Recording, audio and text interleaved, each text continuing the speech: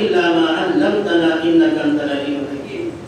قال تعالى: والذين يؤمنون بالغيب ويقيمون الصلاة ومما رزقناهم ينفقون. கண்ணியம் நிறைந்த அல்லாஹ் ஜல்ல ஷானஹு தஆலாவின் நல்லடியார்களே, அன்பார்ந்த பெரியோர்களே, சகோதர சகோதரிகளே, தாய்மார்களே, வாலிப நெஞ்சங்களே, அல்லாஹ்வுடைய மாபெரும் கருணையால் நாம் இந்த ஜும்மாவை அடைந்திருக்கிறோம். அல்லாஹ் நமக்கு மகத்தான கூலியை தந்தருள்வானாக. அகிலங்களை படித்து பரிபாலித்து பக்குவப்படுத்தி சகலவிதமான வசதிகளையும் செய்து தந்த ஏக இறைவன் அல்லாஹ் அவனுக்கே எல்லாம் கூடும் குறித்தார் என்று கூறி அருமை தூதர் பெருமானார் முஹம்மது முஸ்தபா ஸல்லல்லாஹு அலைஹி வஸல்லம் அவர்கள் மீது இறைவனுடைய சாந்தியும் சமாதானமும் என்றென்றும் நிலவச் செய்வானாக. அவரை பின்பற்றி வாழ்ந்த அந்த சஹாபாக்கள், தாபீன்கள், தபே தாபீன்கள், குலஃபாயின்கள், ராஷிதீன்கள் எண்ணற்ற நல்லடியார்கள் மீதும் குறிப்பாக நம் மீதும் இறைவனுடைய சாந்தியும் சமாதானம் நிலவச் செய்வானாக. அன்பார்ந்த தோழர்களே, உங்கள் மத்தியிலே இன்றைய தினம் நாம் எடுத்துக்கொண்ட தலைப்பு தர்மம். அல்லாஹ்வுக்காக தர்மம் செய்தல். அதிலே பல வகைகள் உண்டன. அதில் முதல் வகையானது கடமையான தர்மம்.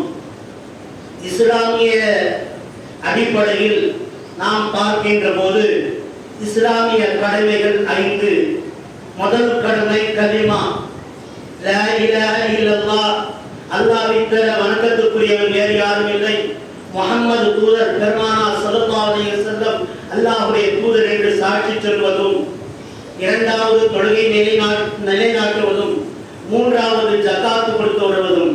இந்த ஜகாத்து 40இல் ஒரு பங்கை நாம் ஜகாத்தாக கொடுக்க வேண்டும். இது கடமையான தர்மமாகும். இதே போன்ற இரண்டாவது தர்மம் நாம் என்ன என்று சொன்னால், தவறுகள் நேர்ந்தால் அதற்காக நேர்ச்சை, அதாவது உதாரணத்திற்கு ஹஜ்ஜில் செய்கின்ற போது ஹஜ்ஜிலே ஏற்பட்ட குற்றங்களுக்கு அல்லது ஒரு கிராமங்கள் விடப்பட்டதற்கு அது தர்மமாக குர்பானிகளோ அல்லது நோம்புகளோ வைக்கக்கூடிய கட்டாய அது ஒரு விதமான தர்மமாகும்.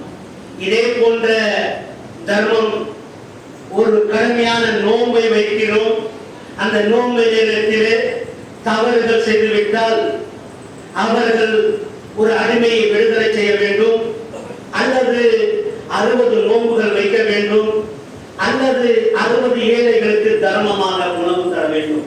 இப்பேற்பட்ட தர்மங்கள் உண்டு. இதே போன்ற தர்மங்களிலே ஒமிம்மா ரஸக்னாஹும் யுன்ஃபிகூன், நீங்கள் தினந்தோறும் சம்பாதிக்கக்கூடிய சம்பாதிப்பிலிருந்து சிறிய அளவில் தர்மம் செய்தல், இது ஒரு வகையான தர்மம்.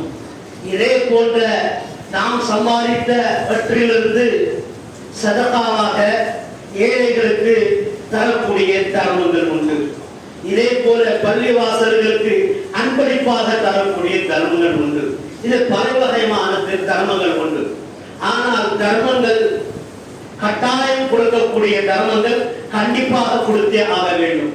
உதாரணத்திற்காக நாம் நம்முடைய சொத்துகள் இருக்கிறது என்றால், அது 1 லட்சம் ரூபாய்க்கு இருக்கிறது என்றால் 2.5% அதிலிருந்து நாம் தரக்கூடிய கட்டாய தர்மங்களாக இருக்கிறது. இது கொடுக்கவில்லை என்றால் பாவமாக ஆகிறது. இதே போன்று சத்தியம் செய்தோம், நேர்ச்சை செய்தோம், ஏதாவது ஒரு காரியங்களுக்காக தர்மம் செய்கிறோம் என்று நாம் தர்மங்களுக்கு நேர்ச்சி செய்தோம் என்றால் இதையும் கொடுக்க வேண்டும். அவருக்கு ஆனால் அல்லாஹ் தஆலா அவருடைய ஆத்மாவை, நஃப்ஸை அவருடைய சக்திக்கு அதிகமாக சிரமப்படுவது இல்லை, சிரமப்படுத்துவதும் இல்லை. அல்லாஹ் ஆலமீன் உங்களுடைய தர்மம் அதே போன்று நீங்கள் சம்பாதிக்கக்கூடிய தினத்தோறும் தர்மங்கள் இருக்கிறது.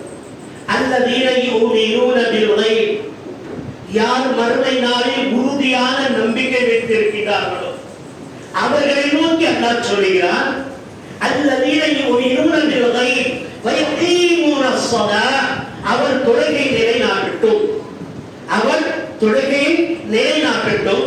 ஒமிம்மா ரஸக்னாஹும் யுன்ஃபிகூன், அவருக்கு நாம் கொடுத்த சிலவற்றிலிருந்து தான தர்மங்களை செய்வார்.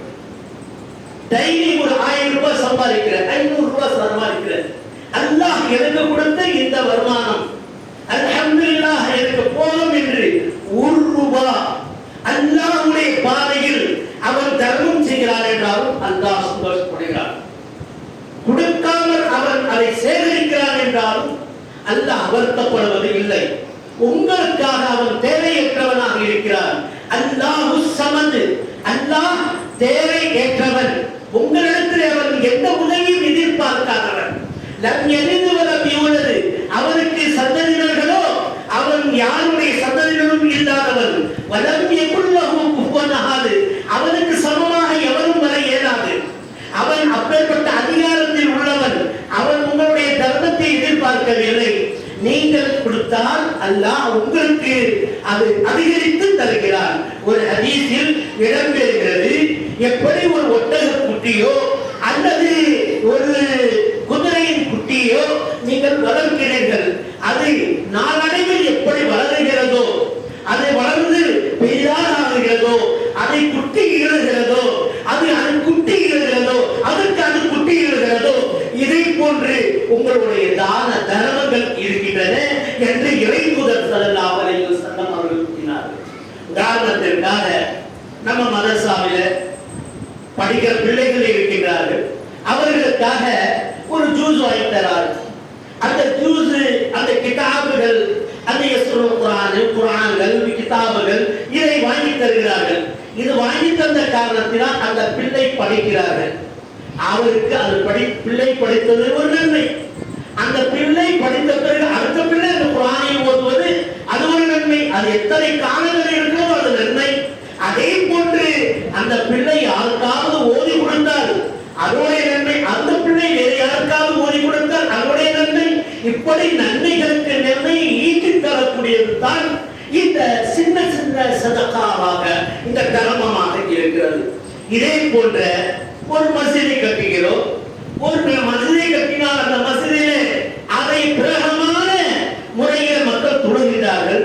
அது காலம் காலமாக இருந்து கொண்டே இருக்கிறது என்றால் அது அதை முதலில் கொடுத்தவருக்கு அந்த தர்மத்தை எல்லா காலங்களிலும் அவர்கள் கழித்துக் கொண்டே இருக்கிறது. எப்படி இந்த வட்டக குட்டிகள் வளர்கிறதோ, குதிரை குட்டி வளர்கிறதோ, இதே போன்றுதான் தர்மம் வளர்கிறது. இதே போல ஒரு ஜூஸ் பாட்டில் தண்ணி தாகத்திற்காக கொடுக்கிறீர்கள், இதனால் மக்கள் பலனடைகிறார்கள் என்று சொன்னால் அல்லாஹ் ரப்பல் ஆலமீன் என்ன செய்கிறார்? இதனால் உங்களுடைய தாகங்களை அல்லாஹ் தீர்க்கிறார். இதே போல வீட்டினுடைய விருந்தாளிகளை பற்றி அல்லாஹ்வுடைய தூதர் ஸல்லல்லாஹு அலைஹி வஸல்லம் சொல்கிறார்கள், உங்களுடைய சொந்தம் தந்தமைக்கு நீங்கள் உணவு தராதீர்கள்.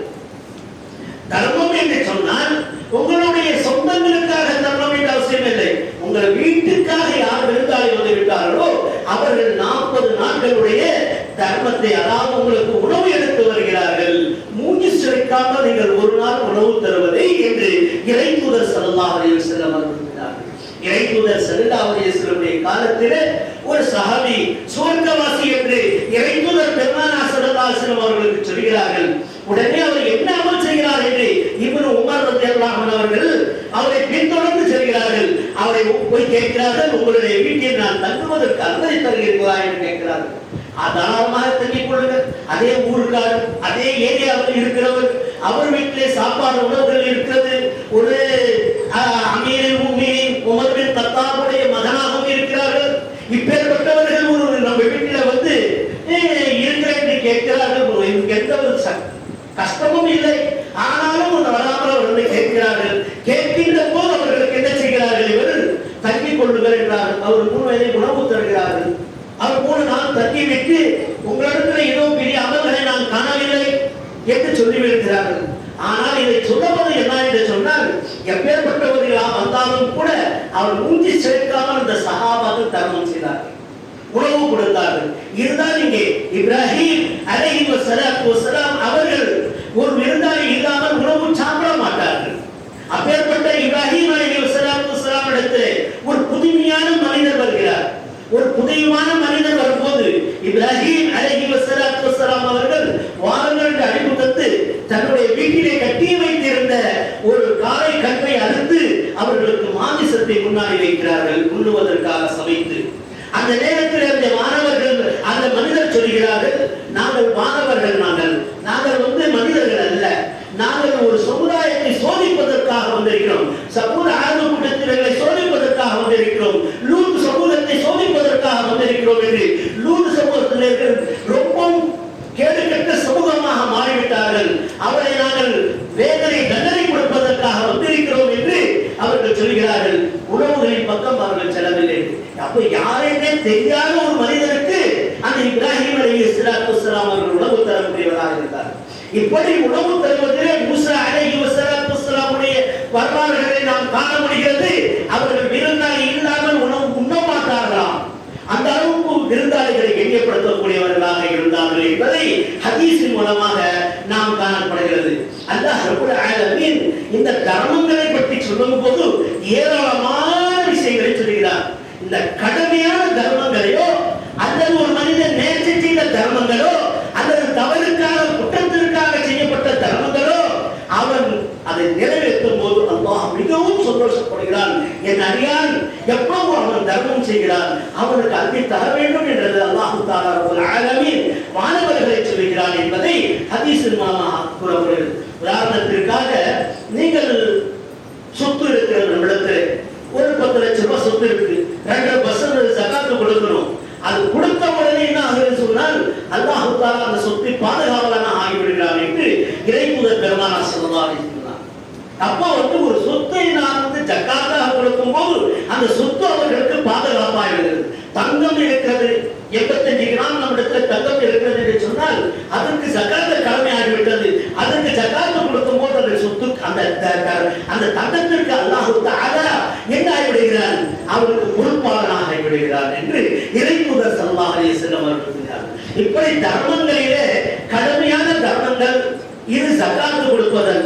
அதே போல நேர்ச்சைகள் செய்தவர்கள் நேர்ச்சைக்கு நிறைவேற்ற முடியாத கஷ்டப்படுகிறார்கள்.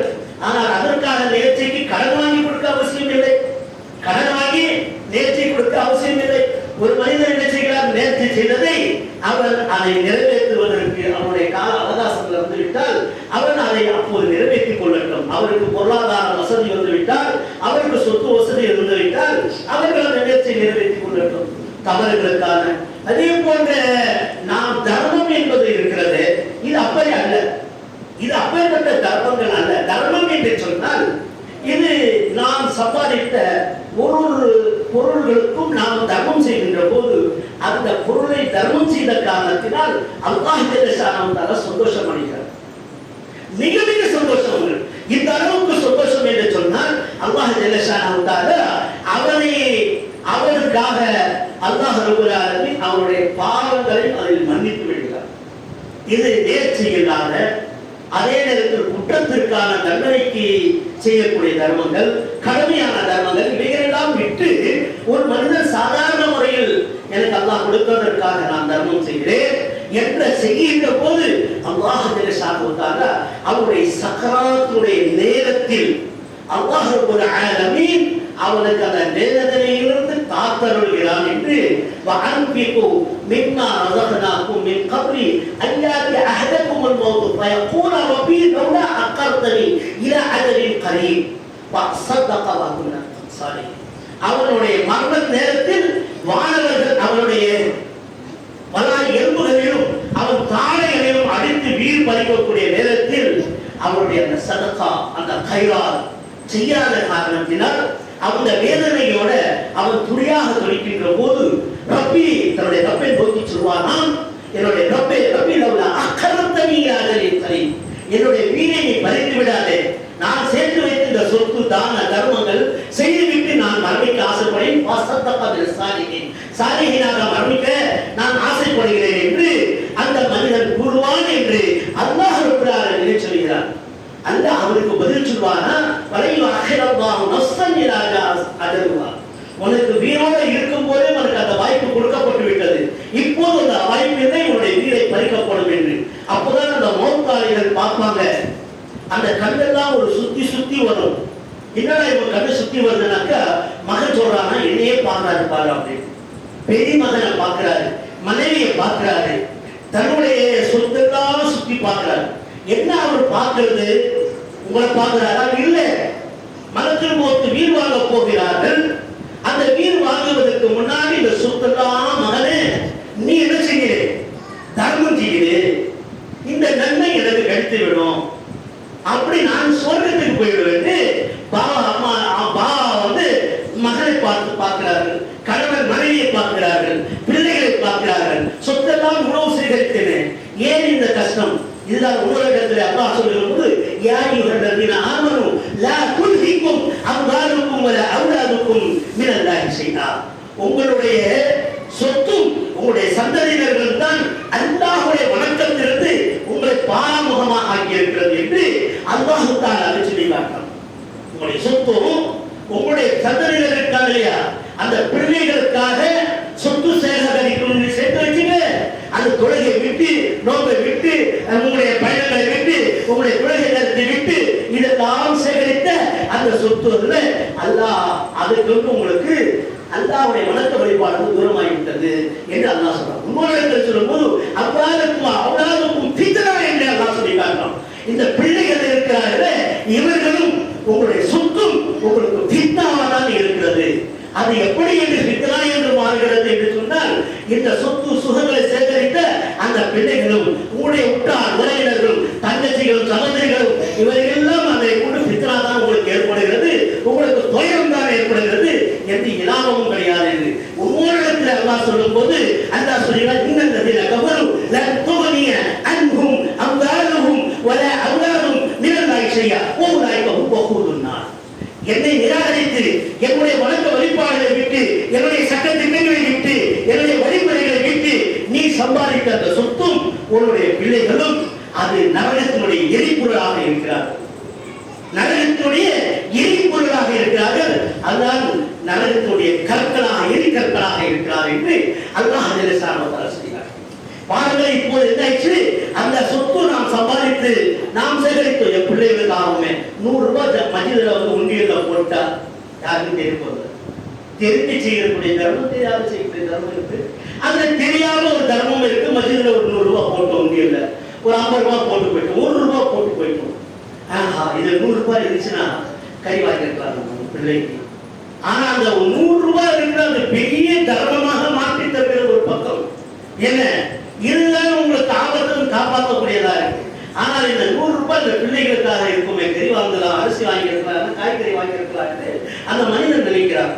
அதே நேரத்தில் அந்த 100 ரூபாய் இருந்துச்சு நான் சேகரித்து இருக்கிறேன், 100 சேர்ந்தா 200 ஆச்சு, அது ஆயிரக்கணக்கான மாறி இருக்குமே, ஒரு பிளாட் வாங்கியிருக்கலாமே மனுஷன் நினைக்கிறான். இதுதான் உங்களுக்கு அந்த பிள்ளைகளினுடைய பாசத்தின் காரணமாக, அந்த சொத்தின் சேகரிக்கும் என்ற பாசத்தின் காரணமாக அது என்ன இருக்கிறது? நரகத்தினுடைய பொருளாக இருக்கிறது. அது எரிக்கராக மாறிவிடுகிறது. உங்களுடைய பிள்ளைகளும் உங்களுடைய சொத்து என்ன செய்கிறது? நரகத்தினுடைய எரிபொருளாக இருக்கிறது. நீங்கள் இதன் காரணமாக சதகா செய்யுங்கள் என்று நபிகள் நாயகம் ஸல்லல்லாஹு அலைஹி வஸல்லம் நபிகள் நாயகம் ஸல்லல்லாஹு அலைஹி வஸல்லம் அவர்கள் மரணிக்கின்ற போது அவருடைய கவசத்தையே அடமானம் வைத்திருந்தார்கள். வட்டி இல்லாம அடமானத்திற்கு வைத்திருந்தார்கள் அவருடைய கவசத்தை. அந்த அளவுக்கு ஏழ்மையான அவர்கள் வாழ்ந்தார்கள். அந்த அளவுக்கு இருக்கக்கூடிய நேரத்தில் கூட தர்மம் செய்வதிலே முன்னோடியாக இருந்தார்கள். எந்த அளவுக்கு முன்னோடியாக இருந்தார் என்று சொன்னால், நீங்கள் அல்லாஹ்வுடைய நேசக்கூடியவராக நீங்கள் மாற வேண்டும் என்று ஆசைப்பட்டிருந்தால், உங்களுக்கு நேசமான பொருளை அல்லாஹ்வுடைய பாதையில் தர்மம் செய்யாத வரை, அல்லாஹ்வுடைய பாதையில் கொடுக்காத வரை நீங்கள் ஒருபோதும் என்ன ஆக முடியாது? அல்லாஹ்வுடைய நேசராக நீங்கள் ஆக முடியாது. நீ கோடிக்கணக்கான பொருட்களை எந்த பொருளை செலவு செய்தாலும் சரி, எப்படி செஞ்சாலும், ஆனால் உனக்கு நேசமான பொருள் எது? இன்னைக்கு சொத்து சுகம்தான், சொத்து சுகங்கள் தான், பிள்ளைகள் தான். பாருங்கள், இதற்கு உதாரணத்திற்காக ஒரே ஒரு ஹதீஸை காட்டிவிட்டு நான் விடைபெறுகிறேன். அன்புக்குரிய தோழர்களே,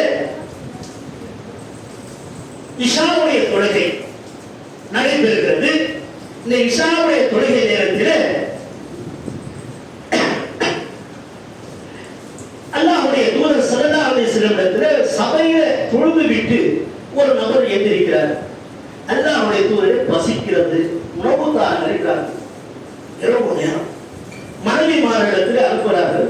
மனைவிமார்கள் ஏதாவது உணவுகள் இருந்தால் கொடுங்கள் என்று கேட்கிறார்கள். எப்பேற்பட்ட உணவு எங்கள் வீட்டில் இல்லை என்றார். எல்லா சஹாபாக்களுடைய முகம் பார்க்கிறார்கள். எல்லா சஹாபாக்களும் யாரும் கொடுக்கிற மாதிரி இல்லை.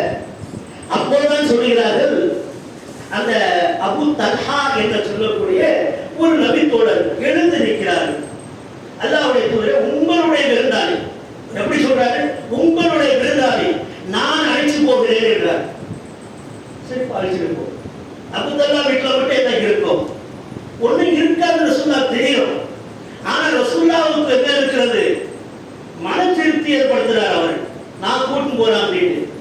அப்படியே கூட்டு போனாக்க அங்க மனைவி உம்மு சுலைம் ரலியல்லாஹு அன்ஹா அவர்களை பார்த்து சொல்கிறார்கள், உம்மு சுலைமே, என்ன, நான் ரசூலுல்லாஹ்வுடைய விருந்தாளியை கூப்பிட்டு வந்திருக்கிறேன்.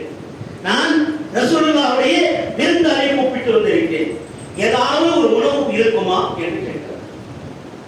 அல்லாஹ்வுடைய தூதருடைய விருந்தாளி வந்திருக்கிறார். அபு தல்ஹாவே, வீட்டிலே எந்த உணவும் இல்லை. பக்கத்து வீட்டிலிருந்து குழந்தைக்கு ஊட்டுவதற்காக கொஞ்சம் சோறை சாப்பாடை வாய்ந்து ரொட்டி வாய்ந்து வச்சிருக்கேன், அதுதான் இருக்கிறது. அப்படியா? குழந்தையை தாராட்டி தூங்கிவிட வேண்டும், தூங்க வைத்து விட வேண்டும். நீர் எங்களோட சேர்ந்து அமர்ற மாதிரி உட்கார்ந்து அந்த விருந்தாளிக்கு உணவு தரும்போது அந்த திரி விளக்குகள் இருக்கிறது. அப்ப திரி விளக்குகள் இருந்தது. அந்த திரியை பிடித்து இழுத்து விட்டன, நூழ்ந்துடும் விளக்கு. அவர் நாங்கள் ஏதாவது சாப்பிட்ட மாதிரி தட்ட அசைத்துக் கொள்வோம். அவர் அது இருக்கக்கூடிய கொஞ்சம் உணவை அவர் சாப்பிட்டு விட்டால் அதற்கு பிறகு நீ திரையை ஏற்றி விடுவாயாக என்றார். இதே போன்று அந்த இரவு நடக்கிறது. காலையில சரிகிறார்கள். அல்லாஹ்வுடைய தூதர் ஸல்லல்லாஹு அலைஹி வஸல்லம் அல்லாஹ் குர்ஆனுடைய வசனத்தை இருக்கிறார். எப்படி இருக்கிறார்? தனக்கு தேவை இருந்த போதிலும் பிறர்களை தேவையை பூர்த்தி செய்த அவர்களே இறைவனிடத்திலே முன்னுடையவர்களாக இருக்கிறார்கள். அவர்தான் உயர்ந்தவராக இருக்கிறார்கள். அவர்தான் அந்தஸ்துக்குரியவராக இருக்கிறார் என்று அல்லாஹ் இறக்கிய வசனத்தை நபிகள் நாயகம் ஸல்லல்லாஹு அலைஹி வஸல்லம் ஓதி காண்பிக்கிறார்கள். அபூ தல்ஹாவுடைய கண்களிலே கண்ணீர் வழிகிறது. எவ்வளவு பெரிய தியாகம் இது! இப்பேற்பட்ட தியாகங்களாக தர்மங்கள் செய்கிறார் என்று சொன்னால் அல்லாஹ் நம்ம அவர்களை விட்டு விடுவானா? விடமாட்டார். உடனே அல்லாஹ் தஆலா பெரும் செல்வத்தை ஏற்படுத்தி தந்தார், பெரும் செல்வாக்கை ஏற்படுத்தினார், பெரும் சொந்தத்தை கொடுத்தார், பெரும் செல்வந்தராக மாறுகிறார்கள். அப்படி பெரும் செல்வந்தராக மாறிய போது அவருக்கு பல பேரித்த மர தோட்டங்கள் இருந்தன, பல வீடுகள் இருந்தன, பல திராட்சை மரங்களுக்கு சொந்தக்காரராக இருந்தார்கள். அந்த மாதிரி இருக்கக்கூடிய பைரஹா என்று சொல்லக்கூடிய ஒரு தோட்டம் மிக சிறந்த முறையில் அதிலே 600 மரங்களுக்குரிய ஒரு தோட்டங்களாக இருந்தது. அப்பேற்பட்ட மரத்திலே அந்த தோட்டத்திலே நீரோற்றுகள் ஏற்பட்டது. அடிக்கடிக்கு மக்கள் அங்கே போய் குளிப்பார்கள், ஒழு செய்வார்கள். அந்த பைரஹா தோட்டத்திலே அவ்வளவு இனிமையான தண்ணீர் அங்கே ஊற்றுகள் ஓடிக்கொண்டிருந்ததை பார்த்து நபிகள் நாயகம் ஸல்லல்லாஹு அலைஹி வஸல்லம் அதிகம் பயணம் செய்யக்கூடியவராக அந்த தோட்டத்துக்கு இருந்தார்கள். அவருடைய குழந்தைகளும் அவருடைய சொத்துக்களையும் வைத்து அவர்கள் ரொம்ப சந்தோஷமாக அபூ தல்ஹா அவருடைய மனைவி உம்மு சுலைம் ரலியல்லாஹு அன்ஹா வாழ்ந்து கொண்டிருந்தார்கள். அந்த சந்தர்ப்பத்தை பார்த்து அல்லாஹ் தஆலா குர்ஆனுடைய வசனத்தை இருக்கிறார், லன் தனல் பிர்ர ஹத்தா துன்ஃபிகு மிம்மா துஹிப்பூன். தங்களுக்கு விருப்பமானதை, தங்களுக்கு சந்தோஷம் தருவதை யார் அல்லாஹ்வின் பாதையில் தர்மம் செய்யவில்லையோ அவர்கள் அல்லாஹ்வை பொருத்தத்தை நாட மாட்டார், அல்லாஹ்வுடைய ரஹ்மத்தை பெற மாட்டார் என்று இந்த வார்த்தையை வசனத்தை இறங்கியது. அந்த நேரத்தில் அபூ தல்ஹா அந்த தொழுகை நேரத்தில் அது ஓதி காண்பிக்கிறார்கள். அபூ தல்ஹாவை உட்கார்ந்தார்கள். அபூ தல்ஹாவிடத்திலே அந்த தோட்டம் பைரஹா தோட்டம் சொந்தக்காரராக இருந்தார். எழுதினார். தொழுகை முடிந்தவுடன் அல்லாஹ்வுடைய தூதரே, இந்த பைரஹா தோட்டத்தை உங்களுக்காக நான் அல்லாஹ்வுடைய பாதையில் தர்மம் செய்து விடுகிறேன் என்றார்கள். இதை கேட்டவுடனே ரசூலுல்லாஹி ஸல்லல்லாஹு அலைஹி வஸல்லம் சொன்னாங்க, சீரும் சிறப்புமாக இருக்கக்கூடிய அந்த பைரஹா தோட்டம், அதிலே கனி வகைகள் அதிகமாக காய்க்கக்கூடிய தோட்டம், அதிலிருந்து நீ ஏழைகளுக்கு அதிகமாக தர்மம் செய்கிறாய். அந்த தோட்டத்தையா அதுவும் சந்தோஷமாய் இப்போ நீ இருக்கிறாய், அந்த தோட்டத்தையா நீ தர்மம் செய்கிறாய் என்று அல்லாஹ்வுடைய தூதர் ஸல்லல்லாஹு அலைஹி வஸல்லம் கேட்கிறார். இதை கேட்டவுடன் அந்த சஹாபி சொல்கிறார்கள், அல்லாஹ்வுடைய தூதரே, நான் அல்லாஹ்வுடைய பொருத்தத்தை நாடுகிறேன், இந்த உலகத்துடைய மக்களுடைய பொருத்தத்தை நான் நாடவில்லை, என்னுடைய ரப்புடைய பொருத்தம் எனக்கு வேண்டும். நான் மரணித்தால் எனக்கு அல்லாஹ் எனக்கு சந்தோஷமாக ஏற்றுக்கொள்ள வேண்டும். அப்பேற்பட்ட ரப்புல் ஆலமீனுக்கு நான் விருப்பப்பட்டு நான் இதை தந்து விடுகிறேன் என்றார். அல்லாஹ்வுடைய தூதர் ஸல்லல்லாஹு அலைஹி வஸல்லம் வாய் மூச்சு திறக்காமல் அமைதி காத்து உடனே வெற்றுகிறார்கள்.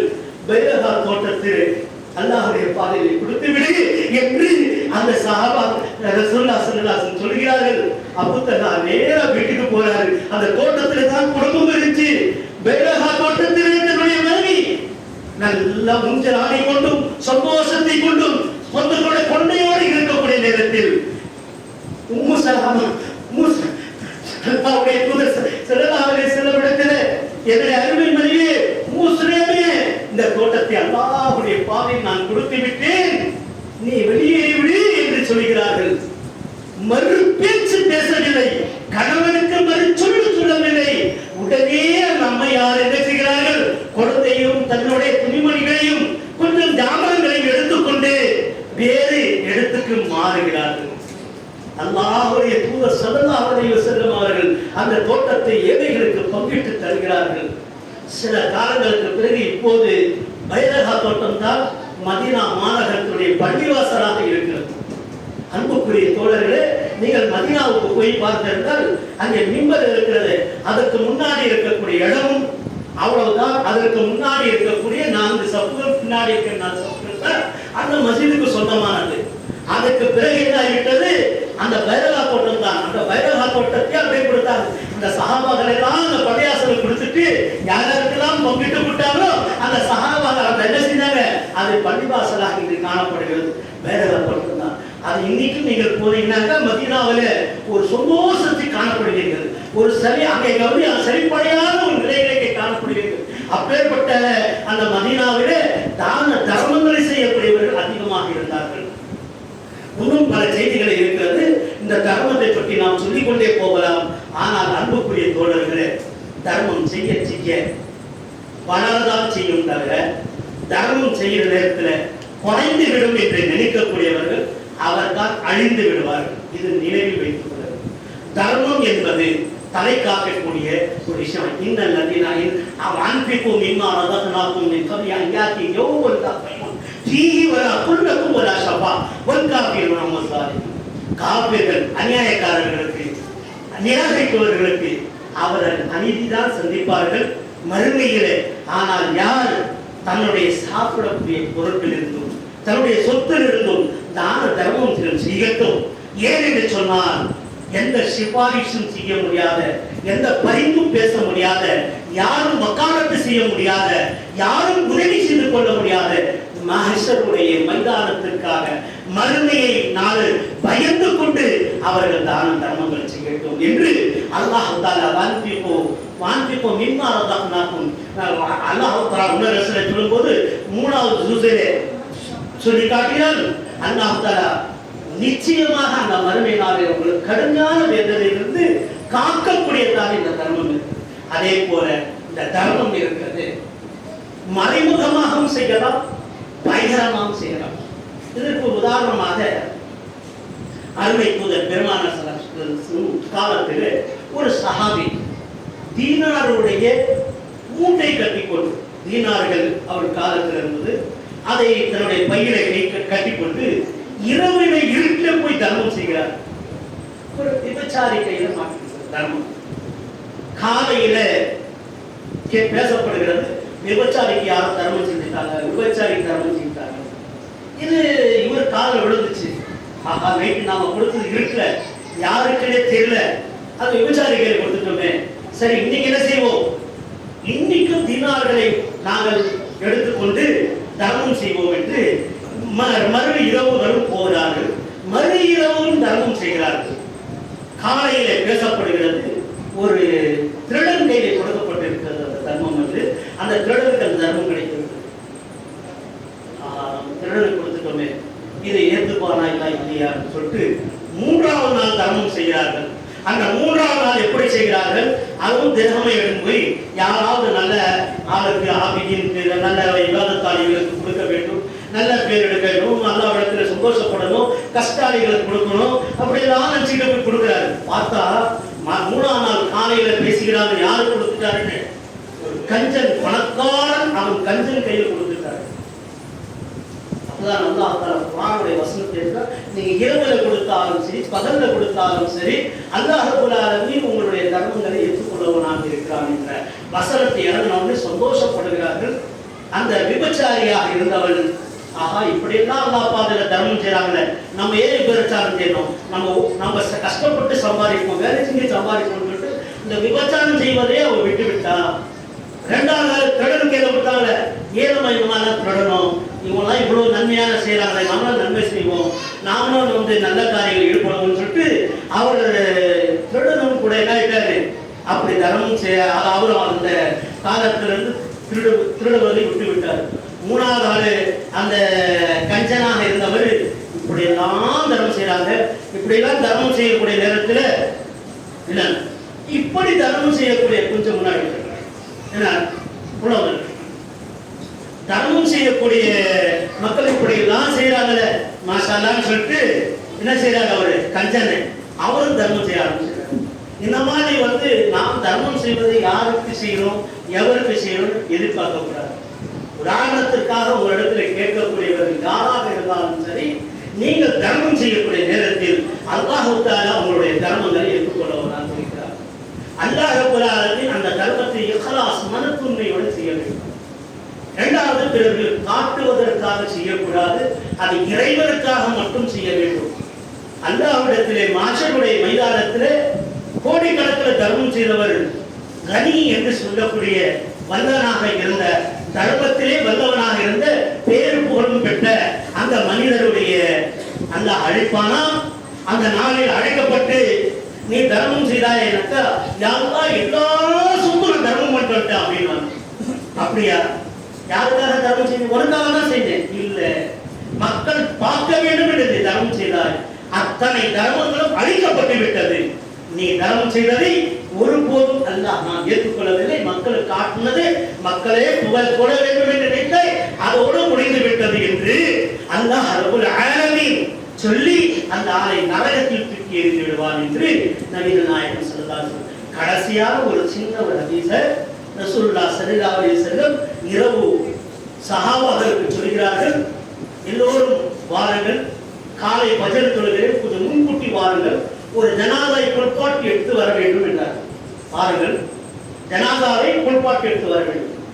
எல்லா சஹாபாவும் போன பிறகு தூங்கிட்டாங்க. காலையில பஜர் தொழுகைக்கு முன்னாடியே வந்துட்டாங்க. பார்த்தா யாரை சொல்லலாம், யாரை புல்பாட்டி, யாரை போனாங்க, யாரை அவர் நினைச்சாரோ, யாரை புல்பாட்டி எடுத்து வரணும்னு நினைச்சாரோ அவரை முன்னாடி வந்து நிற்கிறார். அல்லாஹ் தஆலா உத்தரவு விட்டுட்டான், நான் மௌத்தாயிடுவேன், எனக்கு யாரும் இல்லை, அண்ணன் தம்பி தங்கச்சி யாரும் வீட்டில் யாரும் இல்லை, தனியாக படுக்கிறேன், என் மௌத்தான விட்டு அழிகிறோம். அது முன்கூட்டி அல்லாஹ் எச்சரிக்கை செய்துட்டா, இந்த நல்லடியாருடைய மௌத்தை என்ன செய்ய, காலையில போயிட்டு ஒரு கெட்டு வந்து நீ குளிப்பாட்டி தப்பம் செஞ்சீங்கன்னு நல்லா சொல்லிட்டான். அல்லாஹ் சொன்ன பிறகு அந்த மனுஷனை காலைல வந்து நிற்கிறாங்க, அவர் என்ன செஞ்சிருப்பார், ஏன் நம்ம நடந்தது திக்கா பிக்கா ஆயிட்டாங்க, எல்லாமே ரொம்ப ஆச்சரியப்படுறாங்க. அல்லாஹ் வெளியே இருக்கிறான், யாரா நீ இந்த மாதிரி நைட்டு மௌத் ஆயிடுவான்னு சொன்னேன், அந்த முன்னாடி இருக்கிறாங்க. அவர் நைட்டு தர்மம் செய்தார், இங்கேருந்து இஷா தொழுதுட்டு போனோடனே ஒரே ஒரு ரொட்டி வைத்திருந்தார், அதை உண்ணுவதற்காக உட்கார்ந்தார். உட்கார்ந்த நேரத்தில் ஆயிட்டது, ஏழை ஒரு பகையில் கை எழுதினார், அவருக்கு அந்த ரொட்டி கொடுத்தார், அவருக்கு ஹயாத்தை நீடிக்கும் என்று துவா செய்தார். அந்த துவாவை ஏற்றுக்கொண்டு அவர் ஹயாத் நீடிக்கப்பட்டது. 2வது வந்தார், அவர் தர்மம் கேட்டார். அந்த தர்மம் கேட்ட காரணத்தினால் அவருக்கு நான் தர்மம், அவர் பாதை ரொட்டிய இருச்சியா அந்த கால் ரொட்டி அந்த ஆளுக்கு தர்மம் பண்ணாரு, அதனால அவருக்கு பரக்கத்தையும் அல்லாஹ் கொடுத்துட்டான். 3வது கால் ரொட்டி உட்கார்ந்து சாப்பிடும் போது அவர் இன்னொரு பக்கையில் கேட்டார், எனக்கு இது கால் ரொட்டி நான் சாப்பிட்டேன்னா அவர் சாப்பிட்டானு, அதுவும் தர்மம் பண்ணிட்டாரு.